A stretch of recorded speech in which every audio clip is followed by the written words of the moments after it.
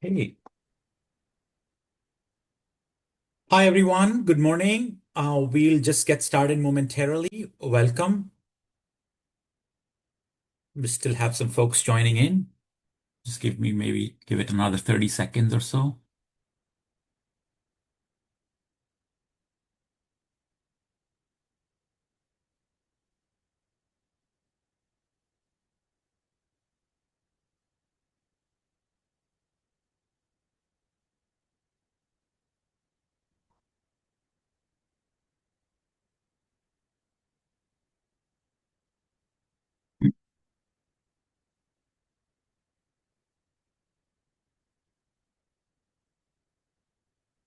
All right, let's get started. Welcome everyone. I'm Anurag Pandey, and I'm going to be presenting a webinar on 2026 Build Grant from USDOT, and it's a webinar to support California applicants.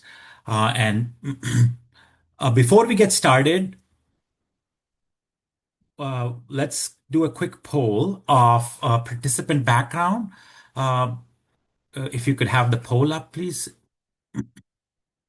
So if you could quickly answer this question, that'll be great.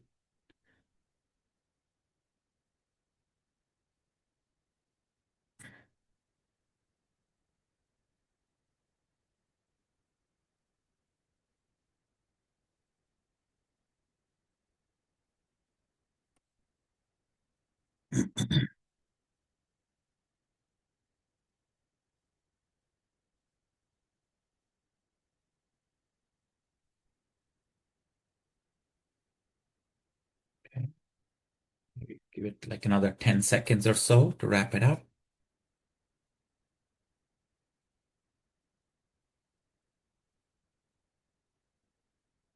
Okay, thank you for your participation. It looks like we have a good representation from city and county government, some from MPO as well.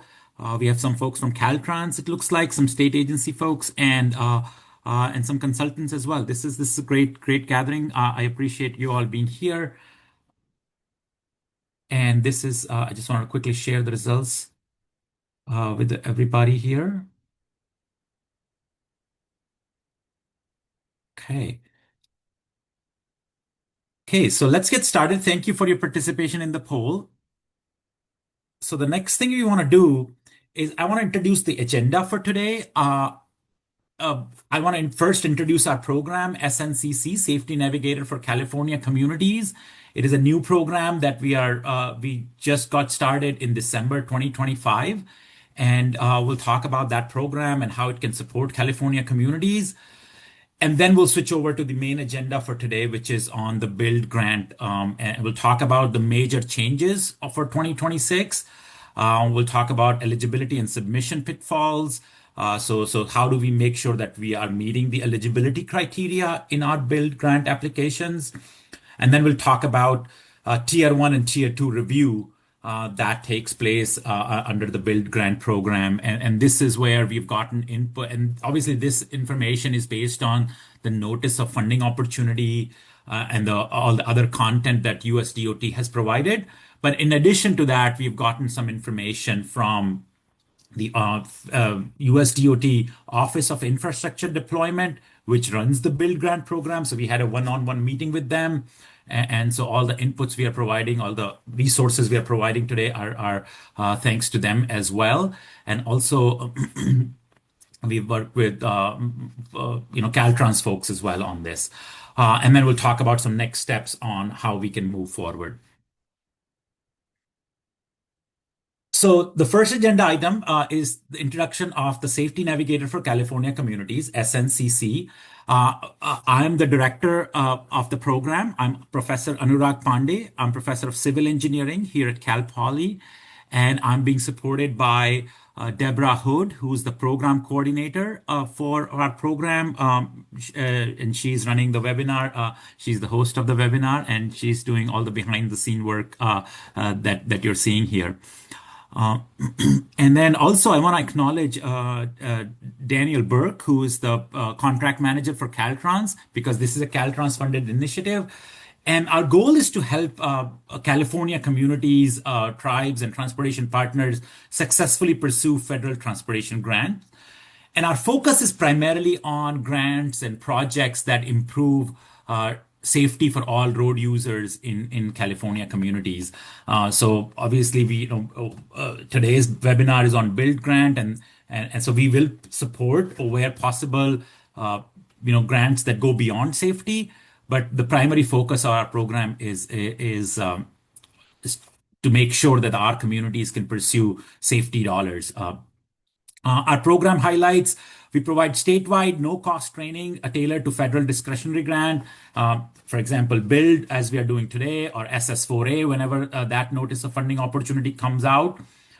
And beyond these specific grant applications, one of the other goals we have also is that we want to provide technical assistance via webinars and one-on-one meetings so that communities are grant funding ready.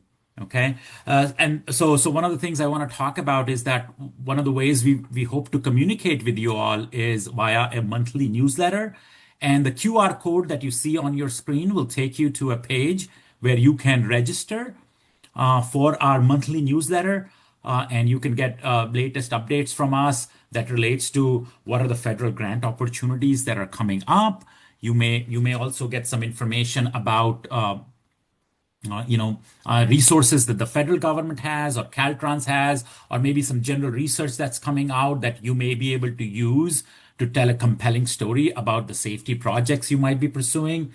So yeah, there's going to be a ton of great information on that newsletter. And we hope that you would subscribe to the newsletter and get some updates from us.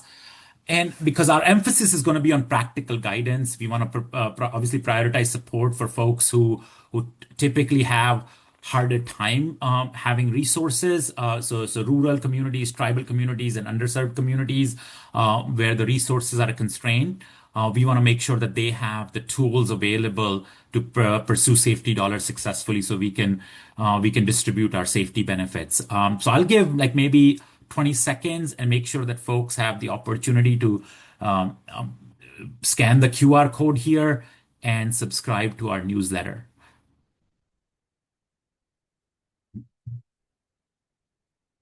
And Deborah, just want to make sure that you're watching the Q&As, and if there are some compelling questions that come up, please let me know. Absolutely. Thank you. Thank you. Okay, move on to the next slide now. So that brings me to our second poll question, because we want to switch to now focusing on the Build Grant program. And there are two questions here, so if you could respond to those questions, please. And as you're responding to those questions, I just want to make sure that this is our first programming via the SNCC Safety Navigator for California Communities. And we wanted to focus on Build because that's the only active notice of funding opportunity right now. And this is a pretty involved program, of course, but we would also be happy to provide support for other grant programs as they come along.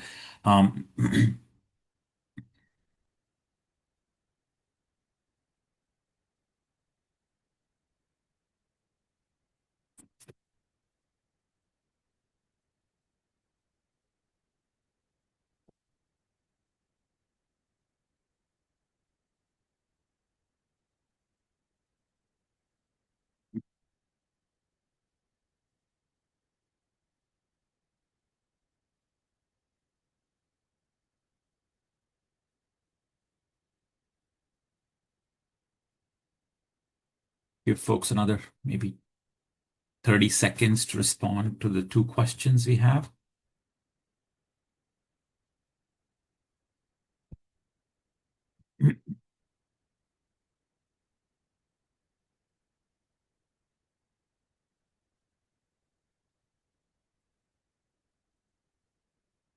Okay, thank you. I think we can end the poll here and then maybe share the results. So this is great. I think we have some new applicants. That's wonderful. Some applicants that have applied multiple times and some experienced. And then we have one participant who has already received a Build Grant. That's wonderful, because I think then you probably have a lot more experience with this. Obviously, in light of the new criteria or changes that have been made since 2025, you still might want to review things, but I'm glad that we have some experienced community partners with us. And You know, one thing that I would say is that it's very nice to see that most of our applicants had strong project but limited funding, and but then there's a big chunk that had stronger data or quantified benefits. So I think our webinar today does focus a lot on how do we make sure that we are telling our story with the data, and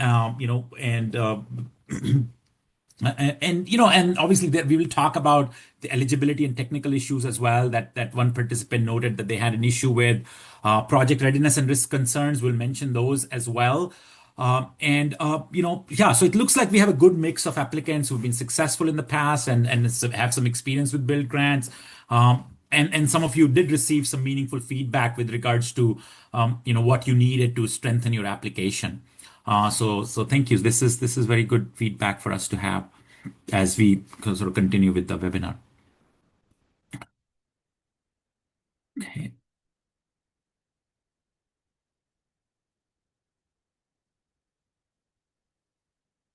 Okay. So with today's webinars, before we get started with the main content, I want to give you the opportunity to download what we have, what we call a participant journal for this webinar.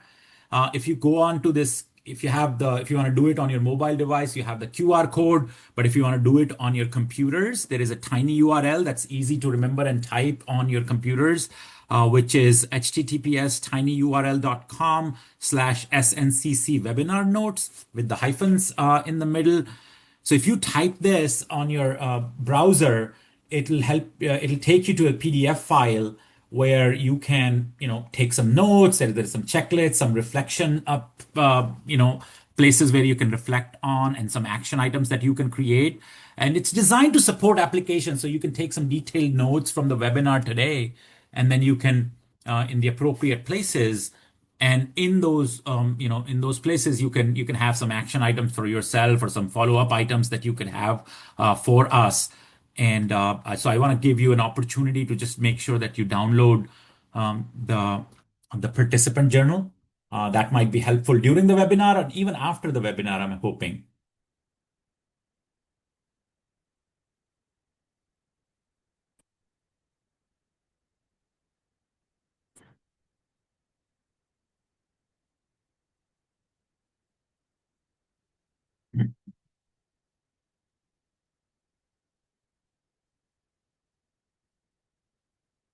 Just give folks another maybe 20 seconds or so to make sure that they have the URL down.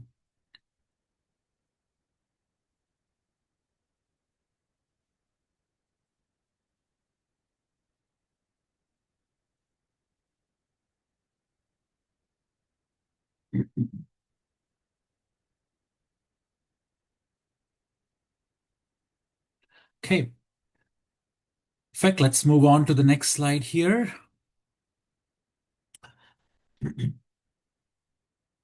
So I'm sure you're all here because you know a lot about the build grants, but I still want to kind of set the stage a little bit and say that this is obviously build grants are highly competitive grant programs. If you look at the success rate, I think there were they received applications in multiple billions of dollars, and then they were able to only fund $488 million worth of projects as a whole.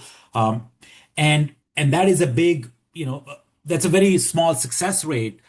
And it can be even harder for California communities to win these grants because there is an upper limit on how much resources can be received by one state. And obviously, California being the largest state, we are a little bit of a disadvantage because of that metric as well. And that makes the program all the more competitive for California communities.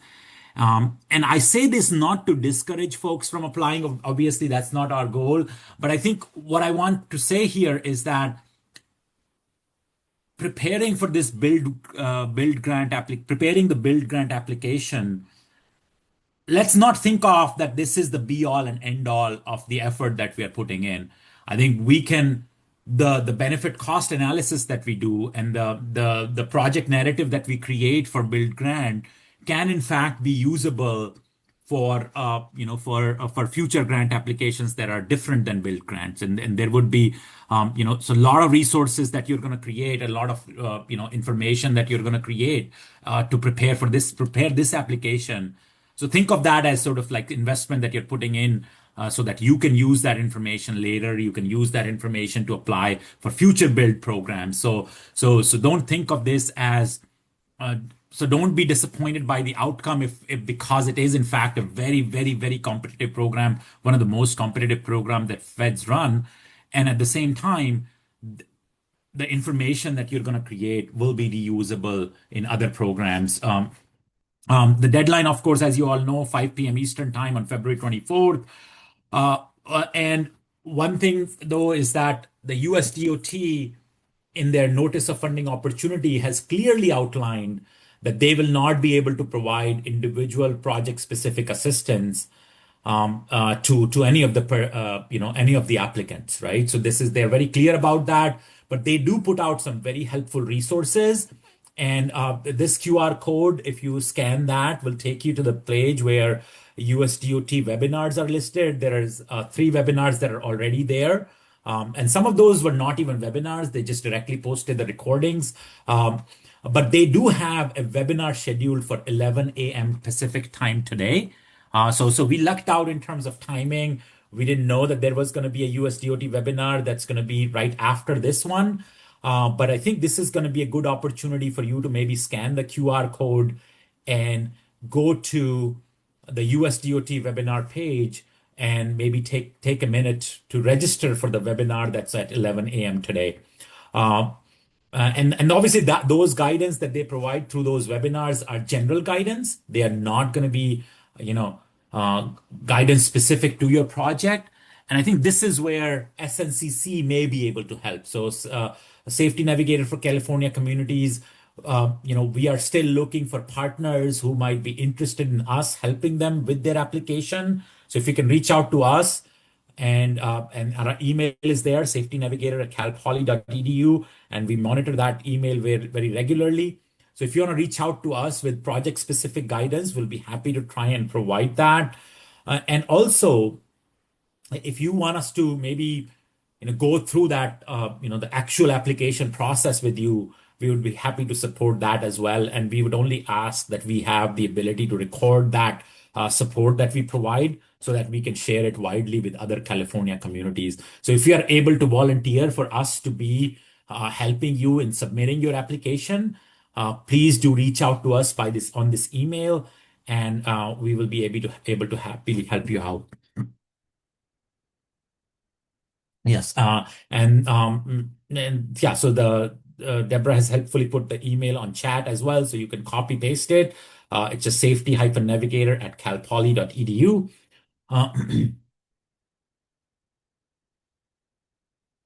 and this QR code will take you to uh, where you can register for the USDOT webinar. So I'll give you another maybe 20 seconds, 30 seconds to make sure that you can access the webinar page and register for the 11 o'clock webinar. And even if you and today's webinar topic there is that they're actually going to give you a spreadsheet template for conducting the benefit cost analysis.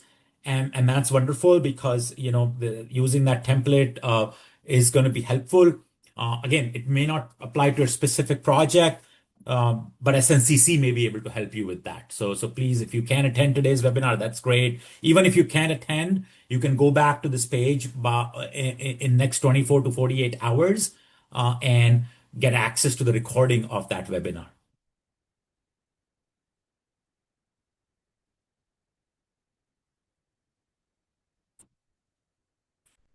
Okay. And you can also get to this, USDOT webinar page by just searching on Google USDOT Build Grant Webinars, and you will be able to access this page.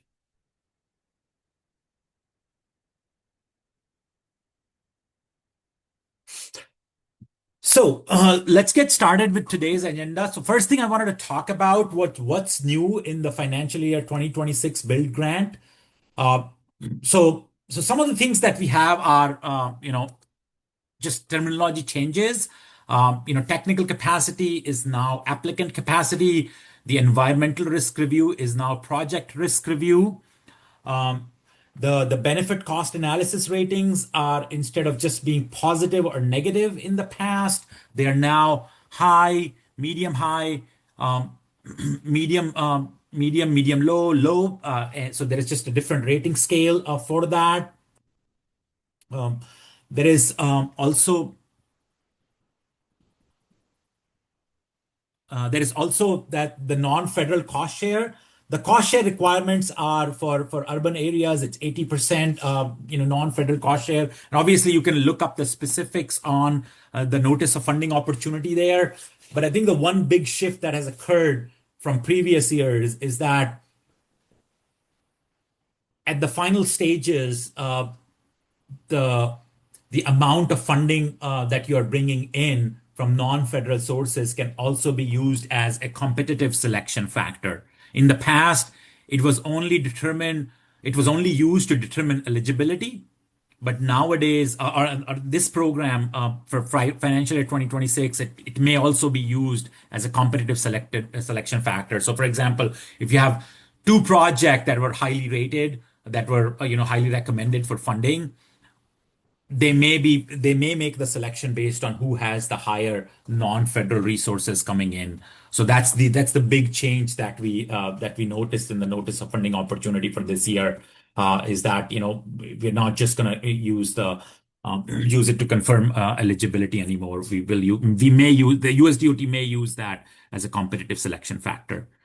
And the area of persistent poverty criteria has been updated using the most recent census small area income poverty estimates data, which they normally would do, and then they have done that for this year. I think one thing that I noticed about the notice of funding opportunity this year was that there are interactive maps, and USDOT always had those interactive maps, but I noticed that this year's notice of funding opportunity, they have provided the links to those interactive maps. So I think that makes it a little bit easier for you to locate where the urban areas are and where the areas of persistent poverty are located. So that makes it a little bit nice to have those linked in the notice of funding opportunity. My experience had been that and typically they will say that they have an interactive web tool. They just didn't have it linked with the notice of funding opportunity.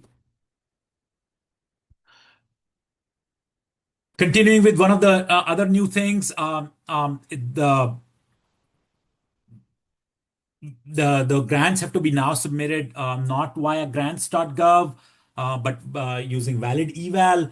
Valid eval is not necessarily new for the federal applications. I have some experience with that because for example, the USDOT's University Transportation Center program that has used valid eval for quite a few years.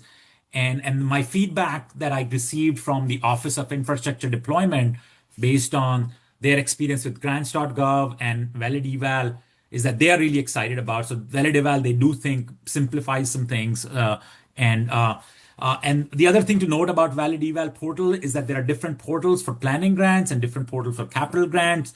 So make sure that you are going to the correct portal for your applicable grant. And there is no project information sheet anymore that you used to submit. That information is now input directly into valid eval. And valid eval is if you have some technical difficulty with the valid eval, the email address to seek that support is different. And I think so these are the processes that where you might want to just get started early so that you know that you can access the portal and start your submitting process and so forth. And some of this information can be entered in time.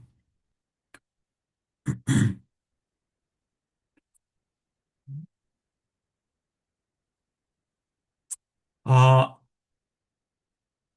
see. So we will go through each of these each of these review criteria. So there are basically three stages of review that would happen with the build grant.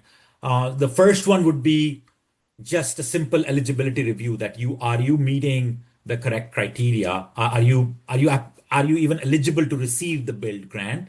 And these lists that I have, it's based on my conversation with the Office of Infrastructure Deployment, as well as the at Caltrans headquarters who run the build grant program for Caltrans, who support the build grant for Caltrans.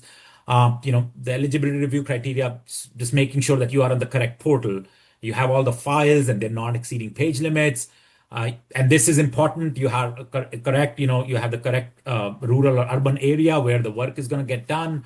The APB and highly disadvantaged community status, your capital request below the minimum threshold there is no minimum threshold for planning grants, but there are minimum thresholds for the capital grants, and make sure that you are adhering to those. $5 million, I believe, for the urban projects and 1 million for the rural project. Um, Federal share is more than 80%. That's obviously is going to be a disqualifier. If you have a locked or missing BCA, benefit cost analysis spreadsheet, and then you cannot submit more than 3 applications. So those are all eligibility criteria that will basically mean that your project will not move forward. It will not even receive any further review if you miss out on those criteria. And I would, if you are a person who had this eligibility screening criteria as, if your project was disqualified because of that, and if I have not covered those, I would love to hear that. If you can share that with us, and we'll be happy to broadcast that for folks as well if we are missing anything here. But these are some of the things that we learned from our partners at the USDOT Office of Infrastructure Deployment and at Caltrans. So these were some of the common points of failures that we learned about.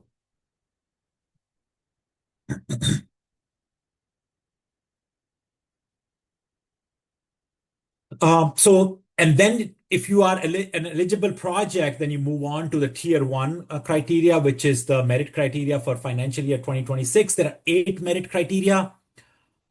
And I have, in talking to some folks, I realized that there may be some points of not unclarity about how the priority criteria affect the project versus all criteria. So there are 8 merit criteria.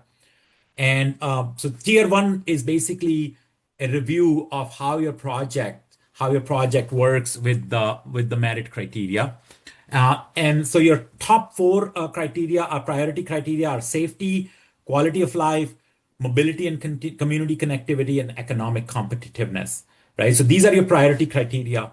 However, at the tier one review stage, all 8 criteria are important. So environmental sustainability, state of good repair, partnership and collaboration, and innovation, all 8 of them are important criteria. And it's only at the later stages where the senior review team can decide which projects to move forward. They will focus on the priority criteria. They will focus on projects that score highly on these priority criteria to move them further forward. But at the stage one, at the tier one review, all of these criteria are important. And so, for example, if your project has to become a highly recommended project that advances to tier two automatically, okay, at least 6 of the 8 merit criteria ratings should be high.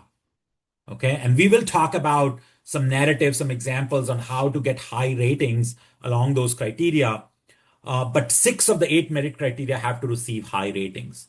Okay, so that means you have to focus on more than just the 4 priority criteria. You have to focus on all criteria, and none of the merit criteria, none of the 8 could be non-responsive. If you are a non-responsive on any of those, then your project will automatically become a not recommended project, and it will not advance to the second tier of recommendation.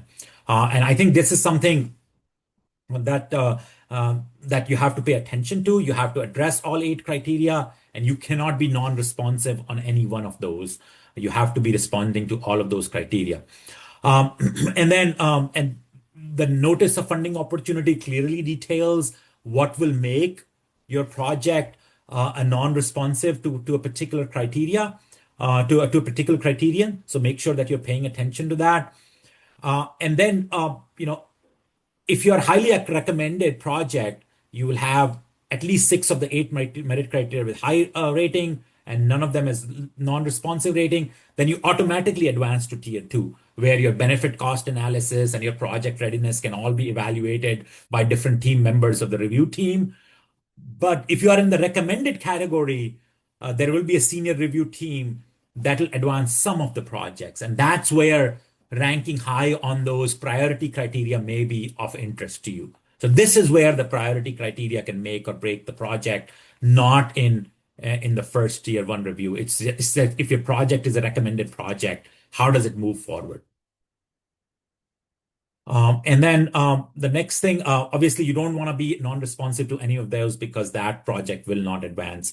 So what I want to focus now a little bit on is what makes a project a high on a merit criteria. So to score high on a merit criterion, you need to start with a documented transportation problem related to the merit criterion. So, for example, if it's safety, then you want to make sure that your project addresses safety, a documented problem, so where you can cite resources either from the um, from some planning study that you did, or something that and some historical data from your corridor, for example, that documents a safety problem, right? And any of those eight criterion, you have to document those problems for all of them, and then use numbers, trends, or comparison to baselines.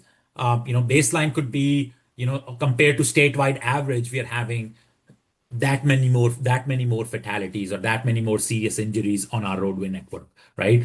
And then you have to demonstrate how the project might change that condition, and then clearly explain why that change is substantial and significant, and how your project will actually move forward on that merit criteria, how move your community forward on that merit criteria. And obviously, this is very general here, but let me provide some specific examples on the next slide here.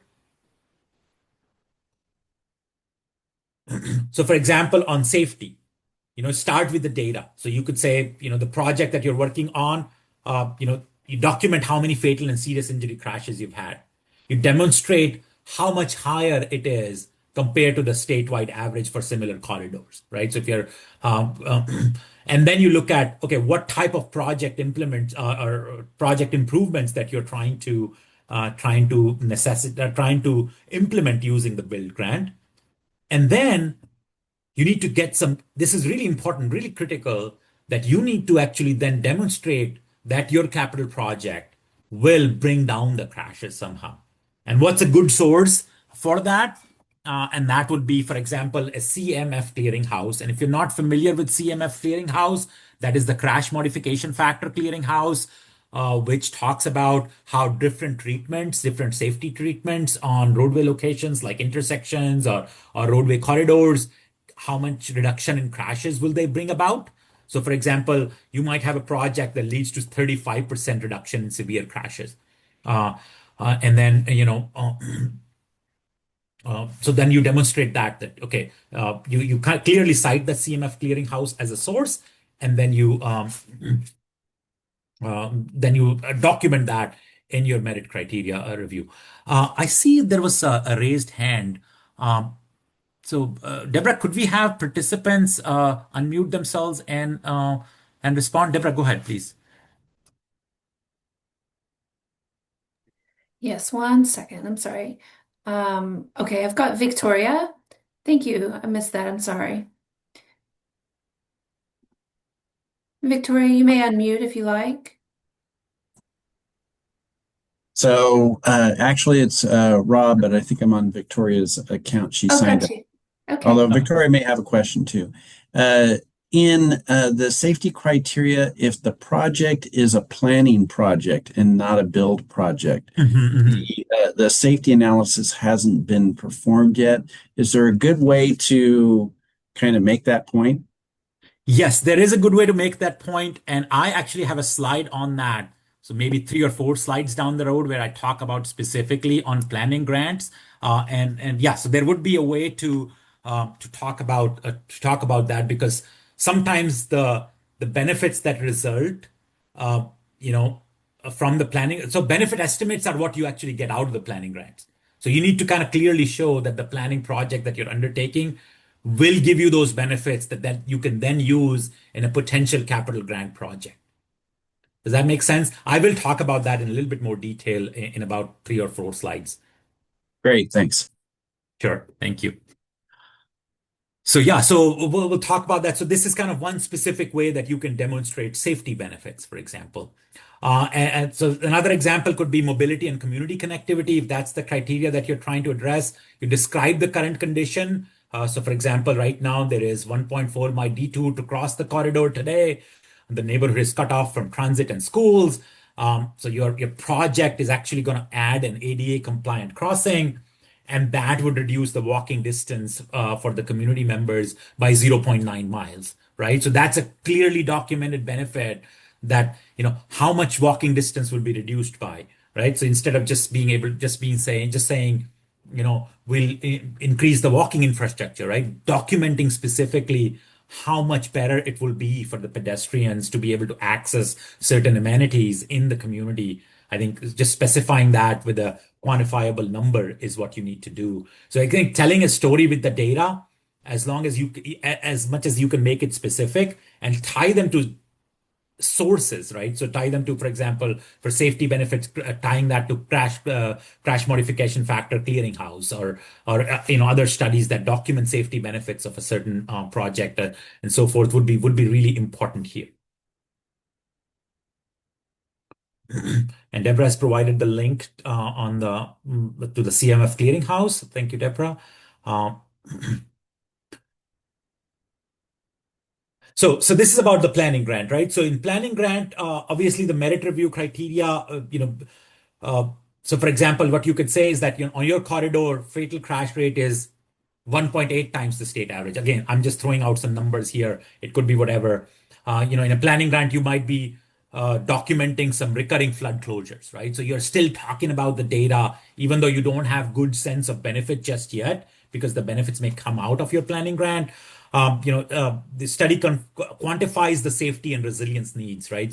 So this is what you're trying to do, is like during your planning study, you will be able to quantify the needs that you have, and your study, the planning grant that you're doing, if you can demonstrate that this positions your project for future capital grant funding, that can be a big plus, right? That's something that the USDOT, I think, emphasized to us. Like when we were talking to them, they really want to see projects, planning grants that can lead to future capital grants. So that's, and I think in some ways that's also beneficial, because then you're actually making progress towards the same goal, right? So if you're writing a planning grant that you expect to you're also sort of creating some synergies in your effort, right? That you're undertaking today versus the effort that you're going to take on a few years down the line. You're creating some synergies on those efforts, and USDOT, it's good for you, but then also USDOT also really likes it when they're evaluating the planning grants. And if you can demonstrate that the benefit data will come out of that planning grant, that can also be a plus for you. So I hope that answers the questions that was raised before.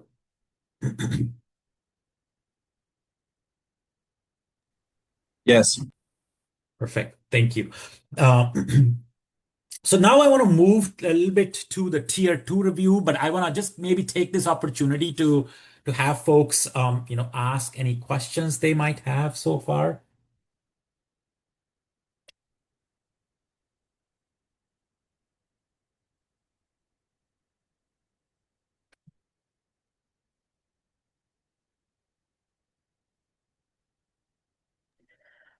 Anurag, I see. Yeah. Where would you Yes. locate the state fatal and significant injury average crash rate data? Yeah, so I think a good source for that could be the TIMS, Transportation Injury Mapping System. That could be a good source for that. They have the most recent data that's applicable to us. They document all the statewide crash trends. So I think that would be Transportation Injury Mapping System. That would be a good source for where you can find a lot of that information. Thank you for that question. Yeah. Repeat it one more time for me. I'm so sorry. Sure, Transportation sure, yeah. imaging. Transportation Injury Mapping System, TIMS, and it's a portal that's maintained by SafeTrack at UC Berkeley, and you can create a free login and you can get access to a lot of information, not just the statewide data, but also not just the statewide data, but also data from your community. You can actually get specific crash data from your community there as well. Um, So I see another question that has just popped up. There are not, yeah, thank you, Daniel, for sharing the website. I appreciate it. Um, just to be clear, there are not separate buckets of funding for planning projects and ready for construction projects. I believe I have to consult the NOFO for that, but I believe there is some percentage of money that has to go to planning grants. So there is some percentages that they have set aside for planning grants, some percentages that they have set aside for capital grants. But yeah, it's all just one pool of funding. But there is some percentages, that minimum percentages that have to go to planning grants. And I'll refer you to the notice of funding opportunity for that specific information. Thank you. Okay. Also, Rosa says, do you see this? Rose says, just to be clear, there aren't separate buckets of funding for Yeah, planning. You answered that. I just answered that. Yes, So yes, yeah, yes. Thank you. perfect. Thank you. Okay. So then, as I said before, right, I showed you that progression chart, right? If your project scores highly in at least 6 of the criteria, merit criteria, and none of the criteria are non-responsive, none of the 8 are non-responsive, then your project moves into what we call the tier 2 review. And tier 2 review is done by the senior review team. And then there are economists who are going to do the review of the benefit cost analysis for your capital projects or capital improvement projects or capital grants. And then there is going to be a separate team that does the project risk review, applicant capacity review, and the financial completeness review. So that's when you move to tier 2. So if you are, and if you think about it, and if you look at the notice of funding opportunity, the tier 1 review, the merit review criteria, responding to those criteria is going to be sort of the biggest part of your funding application. But again, to be able to be recommended to the secretary for USDOT secretary for funding, you still have to go through the tier 2 review, and then the projects become highly reviewed. And so the project readiness review has 3 levels: project risk review, applicant capacity review, and the financial completeness review. And I'll kind of quickly go over those. And then I want to focus a little bit more on the benefit cost analysis, obviously applicable only to the project review or on the capital projects, but it's again very important criteria. Um, uh, and then there has been some change in the criteria as well, because earlier it used to be just a positive or negative, but now they have a few more categorizations within the benefit cost analysis. So, so for the capital projects, they look at those projects, like where this project is in the design status, right? What's the design status of this project? Are there any right-of-way risks, right? So if you've already acquired right-of-way, your project will score highly on this criteria because it will have a lower risk. Like if you're already done with the permitting process, right? So then your project would be at a bigger advantage, right? And then all projects, including all projects have to have some schedule in there, and that schedule has to be realistic in nature. You're accounting for all the times that it would take, and these reviewers are highly experienced. They have experience not just reviewing the projects, but also managing the projects once they are awarded. So they have a pretty good sense and pretty good eye for schedules that are not realistic, right? Because they have managed so many different projects, and especially from Build Grant, but then also other projects, they know what it takes for projects to get completed. They know, what's a realistic schedule versus not. And again, this is something that came out of our discussion with folks at the Office of Infrastructure Deployment. So So, so this is something that they emphasize is that make sure that your schedule that you're putting in is realistic.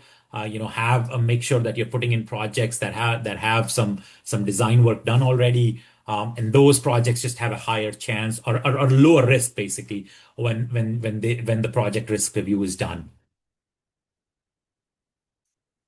Uh, Applicant capacity review, what is your federal grant experience, right? So this is like, have you executed federal grant of this level in the past?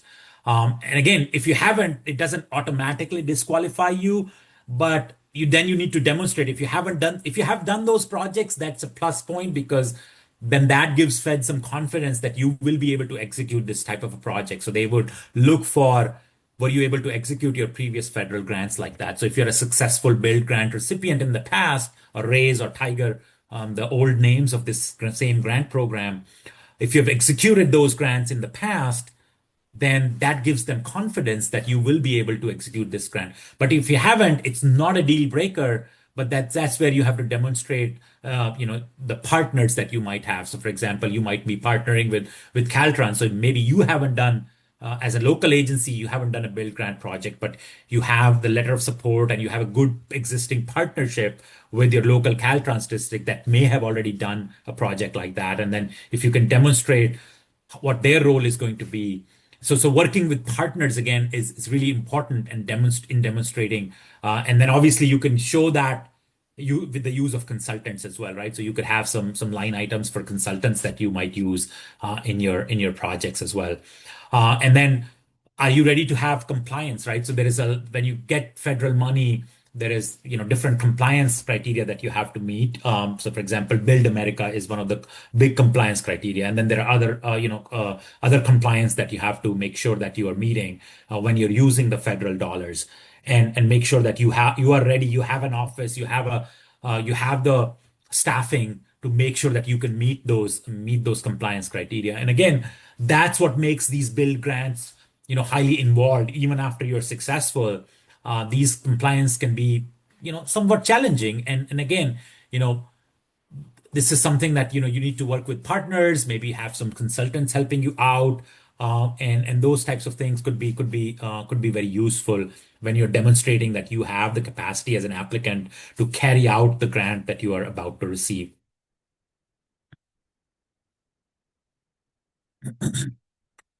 In the financial completeness review, so that's the third review in the tier two, you need to identify all funding sources. And then if you're gonna document, like, obviously there's some matching requirements because and especially in urban areas, that they're gonna only be 80% of the federal money. So you need to identify where the rest of the 20% of the money is coming from. And then if you have projects that are not, you know, they're not at that design stage, right? If you're not at fully designed phase, then you need to make sure that you include some contingency amounts if needed. And then your cost estimates are reasonable. They are well sourced, where those cost estimates are coming from. And if the expenses are going to take place few years down the line, as they would, right? In most build grant cases, build infrastructure grant cases, include an inflation factor, and then make sure that you have a plan to address potential cost overruns, like you have some additional sources of money. And feds are very particular about not spending more than the 80% of the funding money. So for example, if somehow the project budget is overall lower than what you proposed, then feds are only going to put in 80% of that cost, like that you incurred. And this grant typically, although exceptions can be made, this grant is typically a reimbursement-based grant. So it's demonstrating the capability that you will be able to incur expenses and then apply for reimbursement. I think that will be helpful as well. So again, this is a financial completeness review, so where you're identifying your funding sources, you're accounting for contingency amounts, and so forth. So this is sort of the three criteria that apply for applied to your project in the tier two review. So financial completeness, applicant capacity, and project risk review. And project risk review obviously applies only to the capital projects.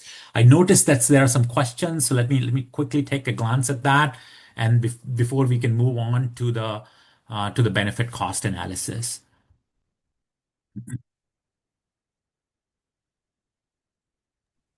I guess, okay, there are no Sorry. further Yeah. questions, but yeah, Mhm. these are all questions. Okay, Mhm. perfect. Yeah, but I think this is a good opportunity. Like if there are any questions about any of these three criteria, I know, so we sort of briefly went over them, but if there are any questions, I'll be happy to try to answer them. And again, if you're not able to, if you don't have questions right now, but if there are questions that come up, maybe obviously, they are best addressed to the Build Grant website. Like they have a email address for USDOT where you can ask the questions. And you should, I encourage you to send your questions to USDOT Build Grant email as soon as possible, but also be realistic in your expectations for when they can respond, because that's one of the things that came out in our discussion with the Office of Infrastructure Deployment, that they are actually very resource constrained. They don't have a lot of workforce right now. So it will take them some time to respond to questions. But again, if there are some questions, we would be happy to, at least if you send them to safetynavigator@calpoly.edu, we'll also be happy to try and respond to those and kind of maybe compare some notes with the USDOT. So we are happy to support you guys in that way. Yeah. So Deborah has posted the links to the build grant and our email address as well. And so yeah, please feel free to reach out if we can answer any questions as they come up in your application process. Okay, so that brings us to the next topic of our webinar, and I want to just kind of get like a little poll going first. Uh, so what is your comfort level with the build grant benefit cost analysis? And I think this is something that's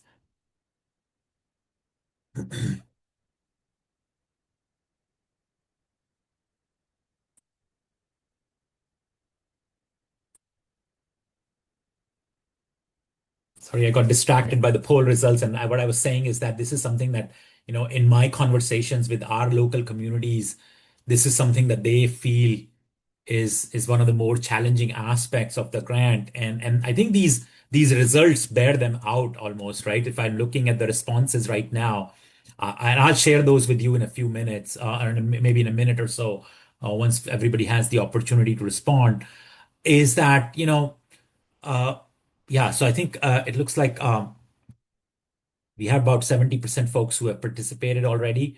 But maybe I'll give it another maybe 20 seconds or so, 20 to 30 seconds if more folks want to answer that question. I think I closed it, Anurag. Okay, that's great. So yeah, no, that's all right. Uh, so yeah, so this is the results we see, and I yeah. So obviously, if you're doing a planning grant, you don't require a benefit cost analysis, and then that's fine then. But then also, like, I don't see anybody who's very confident about it, and that sort of is consistent with my anecdotal experience with these. Is that benefit cost analysis seems very involved. It's uh, folks are only somewhat confident. I was talking to one of our local agencies, and they mentioned that they often would use consultants to help them out with that, and that can be a hefty cost on their part even before applying. And obviously, that cost of doing the benefit cost analysis cannot be reimbursed by the build grant, because build grant can only reimburse cost after you're awarded and after you're in the contracting phase. So this is a cost that you'll have to incur just for submitting your application, and that could be a hefty cost if you are using a consultant for that. And I know so this is something that's the results I'm seeing are very consistent with my experience. So this is good to know. And again, we'll try to uh,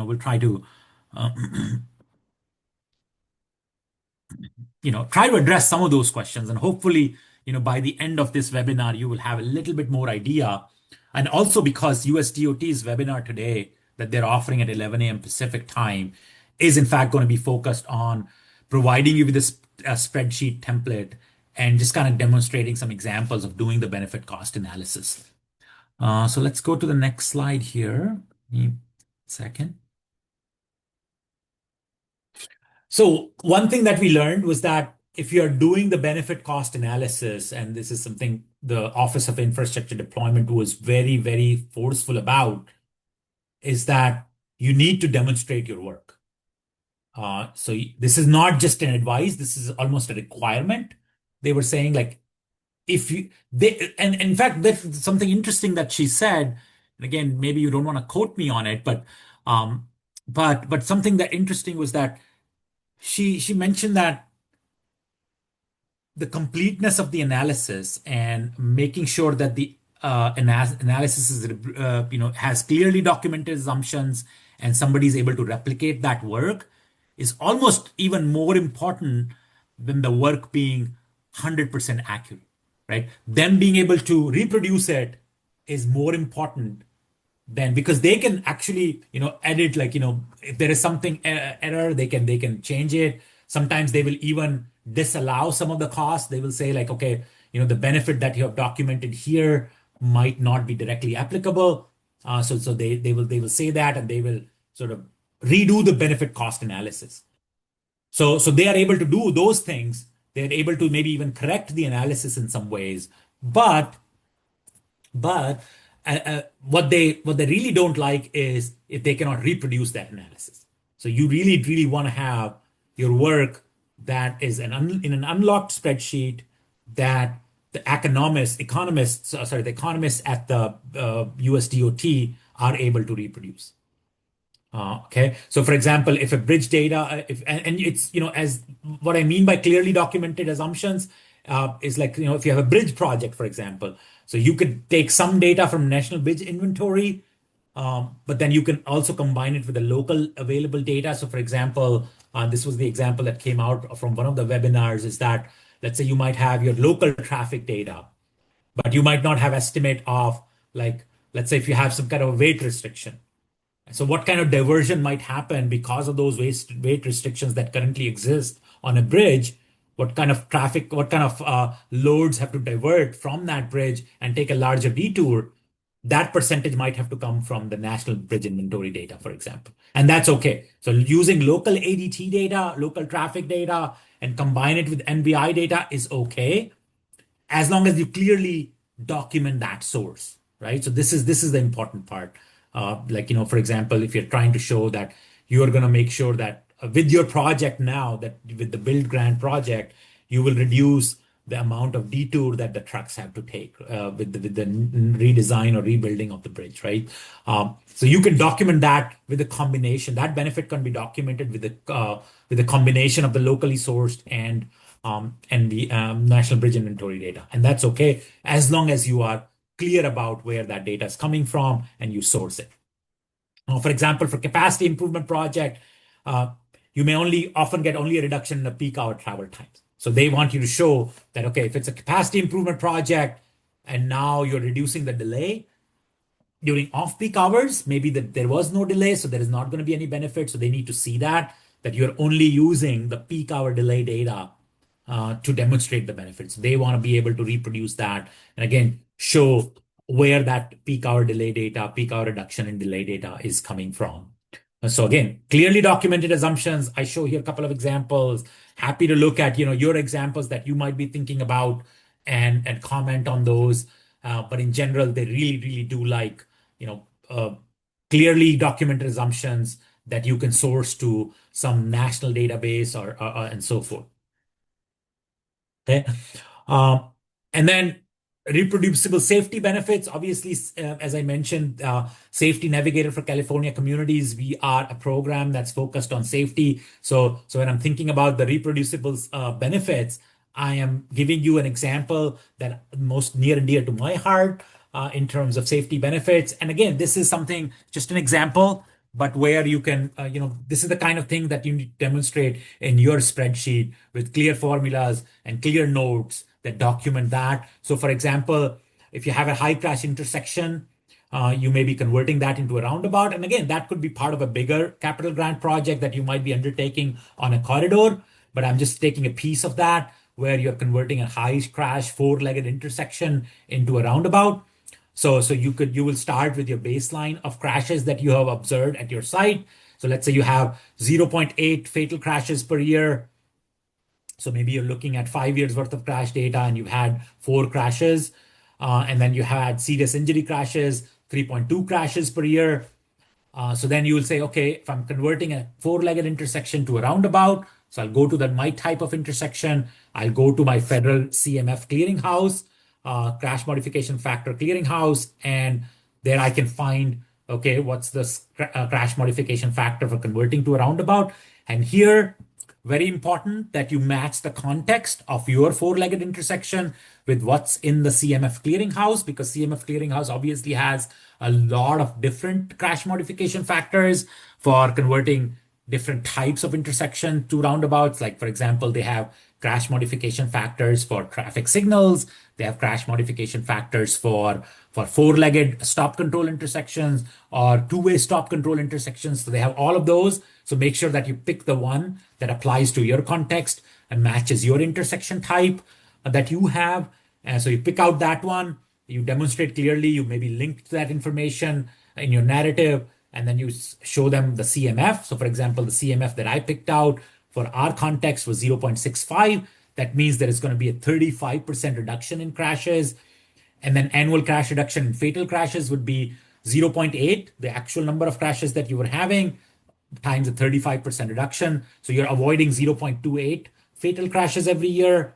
And for serious injury, you are reducing 3.2 times 0.35 crashes per year. So that's 1.12 crashes. And again, there may be crash modification factors for other types of crashes that you could include in there. And again, this is the example, like, if you don't include the benefits of, for example, property damage only crashes, I think that even be acceptable as long as the numbers that you are documenting are accurate and reproducible, right? So that's the most important thing here, is that you're citing the source. And then, for example, the value of statistical life from USDOT, that's 12.5 million. Each serious injury crash is about 0.6 million. So you could get like, okay, annual safety benefits could be 0.28 times 12.5 million. So that's about 3.5 millions of safety benefits just in the fatal crashes. And for safety, serious injury crashes, that will be about 1.12 is the number of crashes avoided per year multiplied by 0.6. So that will be 0.67 million. And your total safety benefit then can then be computed as the sum of the two safety benefits. So that's just a way of clearly documenting, what type of benefits you're going to have.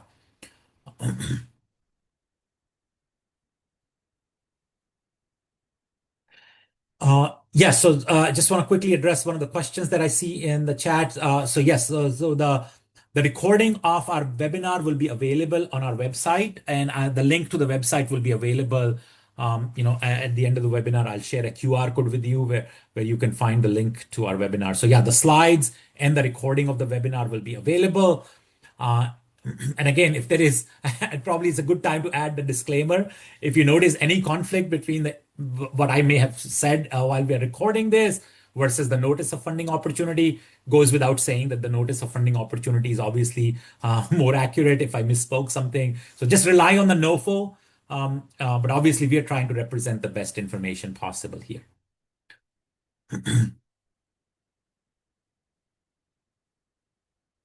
And yeah, so today's BCA webinar, yes, I'll provide that link as well towards the end of the session. So just real quick, why is this analysis reproducible? Because we are citing the CMF source. The value of statistical life is also very well documented. We are using consistent units. So then you can, that makes that analysis reproducible for the USDOT economists who are going to be, evaluating your benefit cost analysis. Okay, and again, a reminder for 11 a.m. Pacific webinar from USDOT today. I will provide you with the link for that in just a minute here. But I want to just maybe stop here for give you an opportunity to ask any other questions you might have on the benefit cost analysis.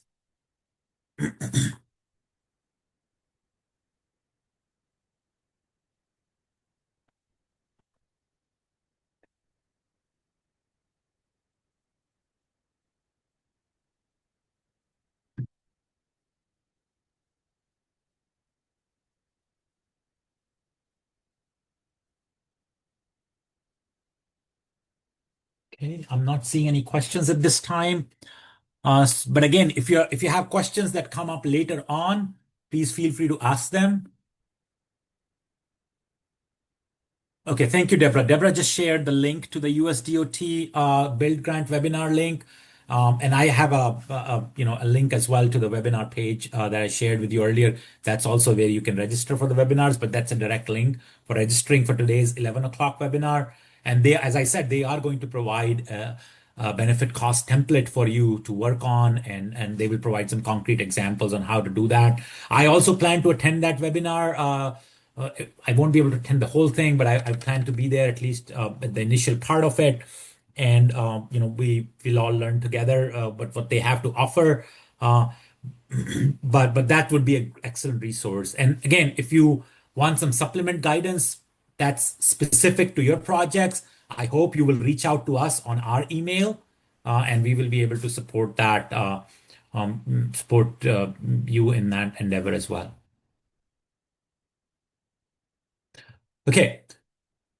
So that brings us to our last poll question. Biggest remaining risk. What do you see as your biggest challenge? And I asked that question towards the end of our webinar right now because I want to, in our future communications, we want to be able to we want to be able to support you on those things, right? So, for example, in benefit cost analysis or one or more merit criteria, I think we might be able to help you with that. Obviously, project readiness and schedule, we might still be able to help you in documenting the project readiness and schedule, but those are sort of more long-term challenges. So this is something I want to say is that there are some things we may be able to provide better support than others. For example, project readiness or scheduling things might be something that you might have to work with your partners, and you might have to, kind of put in some efforts, the long-term efforts there.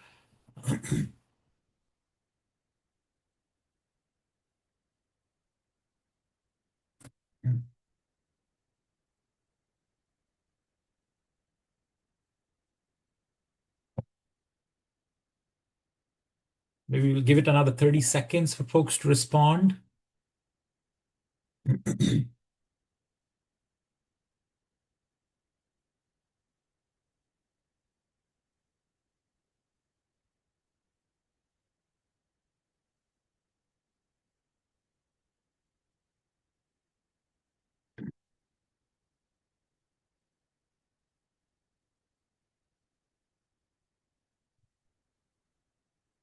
Okay. Looks like about 80% of you have responded. Thank you so much. I appreciate it. We'll probably end the poll and share the results with folks. So as you look at the results, you can see that, obviously if there is like questions about one or more merit criteria, we might be able to support that. We might be, happy to document that story, what type of data you might need. In terms of eligibility, location, and cost share, for location, make sure that you look at the NOFO and think about and make sure that you use that interactive link that USDOT provides as part of the NOFO to see where your project is located and where the work is going to take place. Project readiness or schedule, again, if there is questions about permitting, environmental review, and so forth, and what's the design status of the project. Obviously, if it's not ready, it's not ready. So, but again, we can provide support on how to document that you do have what you do have. But again, quantifying benefits, benefit cost analysis, that's something that we may be able to help. Staff capacity or time, again, reach out to us, see what we can do. Depending upon what help you need, we may be able to provide that. And yeah, so I think there are some things that we may be able to help more than others. But again, I think the best course of action might be to just email us and see what we are able to do for you to support your endeavor here. It's good to know. So I want to just maybe talk about a few key takeaways for today and some next steps. Um, so some of the key takeaways are for us is that obviously you want to make sure that you are taking care of all the eligibility criteria, because obviously putting in a lot of work and not even having the team, the senior review team, look at your proposal, look at your response to the build grant notice of funding opportunity. That'll be really unfortunate. So make sure that you are taking care of all the eligibility criteria. Uh, if you focus on data-driven narratives for merit criteria, again, this is where I think we can provide the support for you. So we talked about some examples, but we're happy to give more examples. There is on if you go on this QR code that takes you to our website, and on the website you can either obviously send us an email, but even beyond an email, there is a link where you can request some one-on-one help, like some 30 minutes one-on-one help from us, where you can schedule a Zoom meeting with me personally. And we will have some other staff helping us out in the future. But for now, you can seek some help from me. So yeah, you can schedule a meeting. So you can find that link. It's a Calendly link, and Deborah, you could probably share that because it's a link on our website where folks can schedule a consultation with me in terms of what support they can get. But again, going to this website using this QR code would really be helpful. That takes you to our main website. Again, if you need help with the data-driven narratives, prepare reproducible BCA. Happy to look at BCA you might have and kind of set a lens of, okay, become a BCA benefit cost analyst. That again, they don't want you to be the economist, right? They don't want you to be the economist that is evaluating it. They just want your analysis, your benefit cost analysis, to be somebody can replicate. Again, if you haven't already done so, maybe you want to register with appropriate valid eval portals for planning and capital grants. So make sure that you do that. Attend 11 a.m. Pacific webinar today from USDOT on build grant benefit cost analysis. Deborah, thank you for sharing that link with participants in the chat. So please do that. Again, you will get a specific template from USDOT. And then you'll get a template from USDOT that you can then tailor to your project. And we'll be happy to at least glance at it if you reach out to us. Yes. And thank you, Deborah, for sharing the link to schedule a one-on-one consultation with me. It's going to be about 30-minute consultation. Again, this link is also on our website. So go check out our website. There's some helpful resources there. And then email us with any questions, safetynavigator@calpoly.edu. One thing I want to say is that obviously because this build grant notice of funding opportunity was the only open opportunity right now. So that's why this webinar focused on that. But obviously our mission is to support you in any safety project that you are trying to undertake in your communities.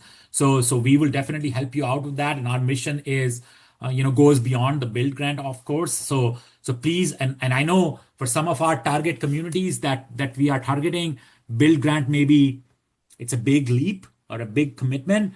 But I still would encourage folks to take that on because as we have learned from our community partners that, the build grants, because they're so competitive, they're rarely directly successful.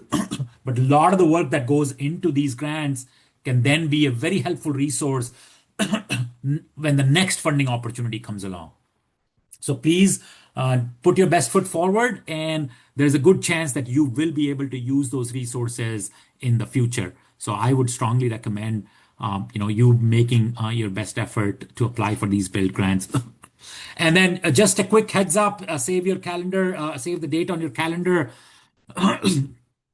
Connect with us, and our next webinar is going to be on quick build safety projects. So if this is something that is of interest to you, that's going to be happening on March 17th. And it's going to be happening at 9 a.m. Pacific time. And we'll share out more details on our website.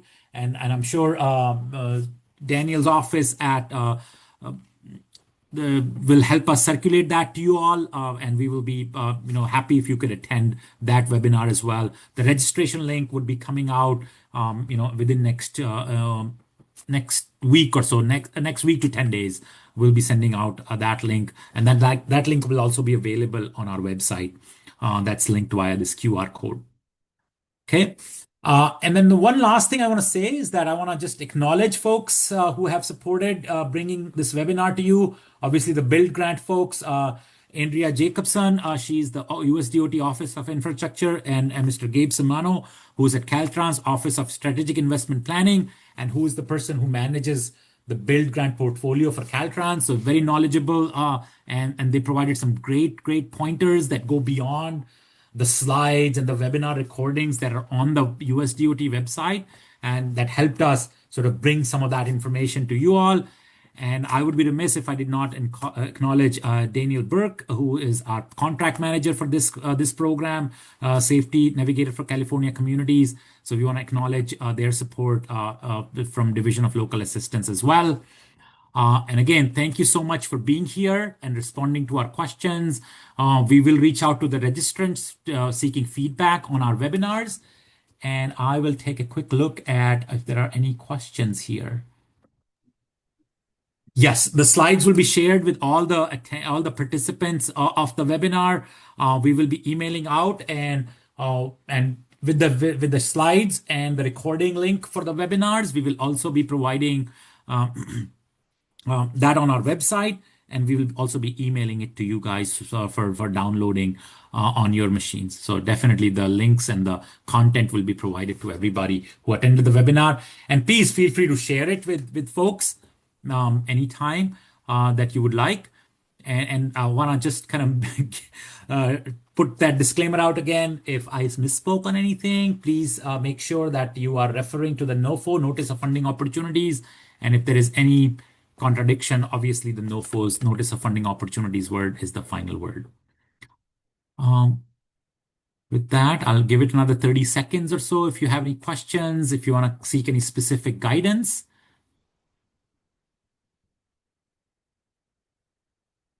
If not, thank you so much for being here. I really appreciate it and looking forward to more partnership in the future.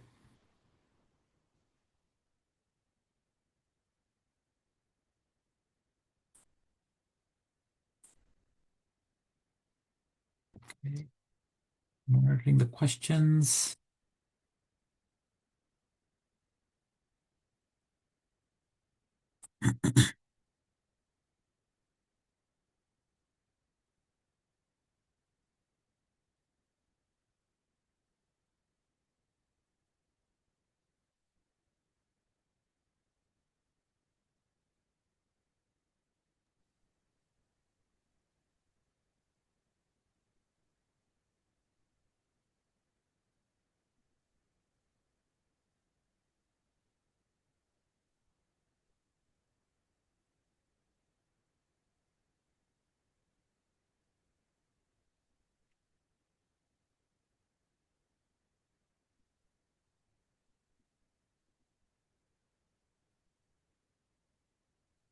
Perhaps we can stop the recording now.